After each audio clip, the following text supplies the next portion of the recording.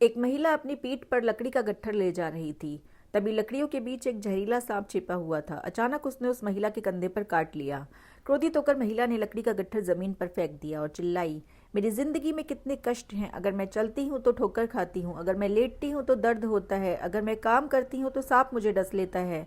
हे भगवान, क्या आपको मेरी पीड़ा दिखाई नहीं देती?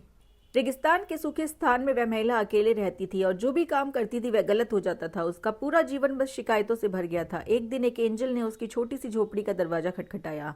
उसने गुस्से में बोला, चले जाओ, लेकिन एंजल ने जिद की और फिर से खटखटाया। महिला ने अचानक दरवाजा खोला और उसके पैर के अंगूठे में चोट लग गई। वह चिल्लाई, धिक्कार है। लेकिन जब उसने देखा कि वह एक एंजल है तो उसके भाव बदल गए। हे भगवान, ईश्वर का दूत ऐसी सूखी और बेजान जगह पर क्या कर रहा है? एंजल ने जवाब दिया, मैंने देखा है कि तुम बहुत ज्यादा शिकायत करती हो। क्या तुम चाहोगी कि मैं ईश्वर से तुम्हारे जीवन के बारे में बात करूं? महिला ने उत्तर दिया, हाँ, कृपया उन्हें बताएं, अब मैं और कष्ट नहीं सहन कर सकती। एंजल ईश्वर के पास गया। उसने महिला की दुखद कहानी सुनाई और पूछा, प्रभु, वह कब तक दुखी रहेगी?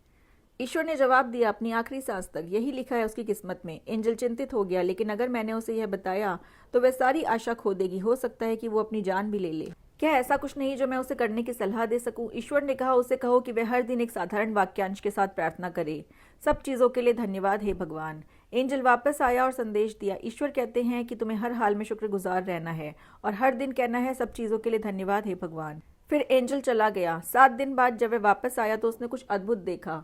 रेगिस्तान में एक छोटी नदी फूटी पड़ी थी। हरे पौधों पर फल उग रहे थे और महिला मुस्कुराते हुए गाते हुए फसल काट रही थी। खुश होकर एंजल ईश्वर के पास वापस गया और पूछा, प्रभु, उस महिला को क्या हुआ? आपने कहा था कि वह अपनी मृत्यु तक पीड़ित रहेगी। ईश्वर ने जवाब दिया, यही लिखा था, लेकिन उसने धन्यवाद देना शुरू कर दिया। जब वह ठोकर खाती थी तो वह कहती थी, सब कुछ के लिए धन्यवाद हे भगवान।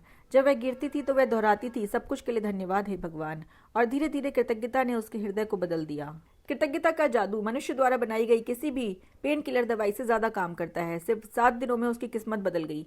जो भी इस कहानी को सुन रहा है, भगवान उसके सारे कष्टों को दूर करे। धन्यवाद।